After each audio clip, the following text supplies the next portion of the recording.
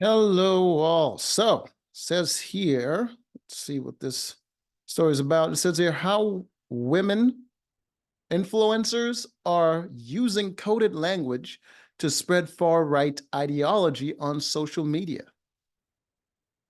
Coded language. So, I'm guessing the person who wrote this article somehow deciphered their code and they have decided that it's far right ideology. Interesting.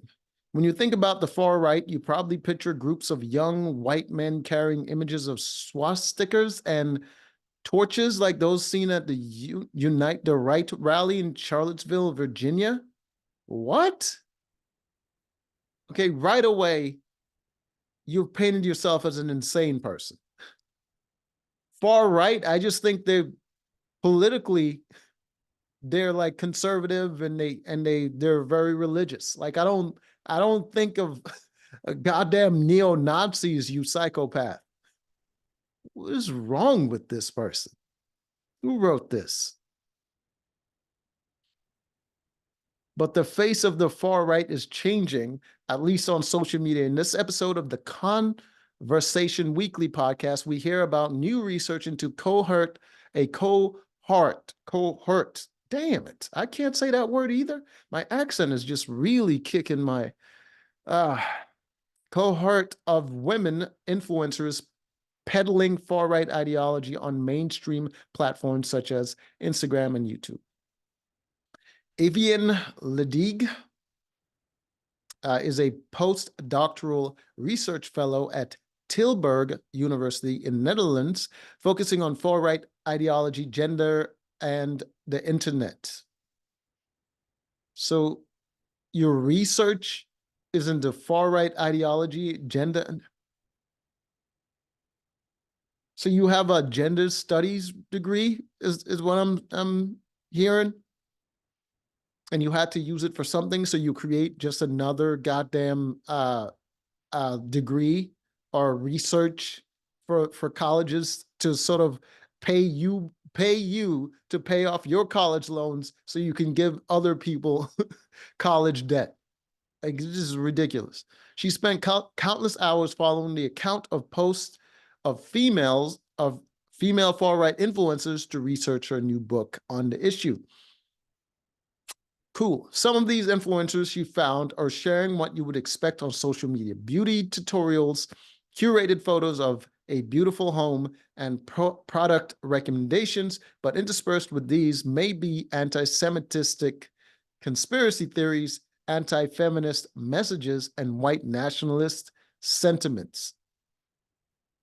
You better explain all of that, because those are huge charges to bring on somebody.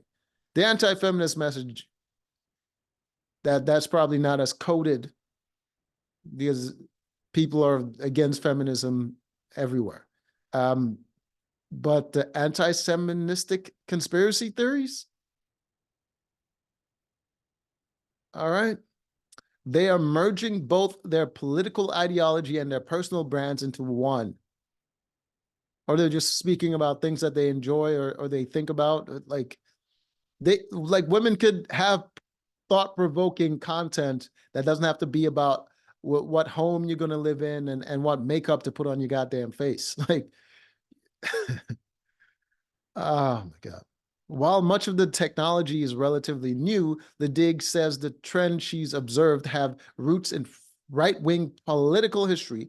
The message is rather consistent with the history of conservative thinking in terms of notions about traditional gender roles for women and men. What's wrong with that? What's wrong with that? Those gender roles stood the test of time for as long as they have, because women also wanted to participate in that. It wasn't because they were forced to do it. It's because they also wanted to play those gender roles. Like, if you offer them a choice between doing what the men is doing and what they're going to be doing, they're going to be like, okay, I'll do that, because that other stuff seems very difficult and not at all peaceful, and I don't want to be all stressed out. Ledig says that women are playing a key role in recruitment for and legitimization of far-right movements. or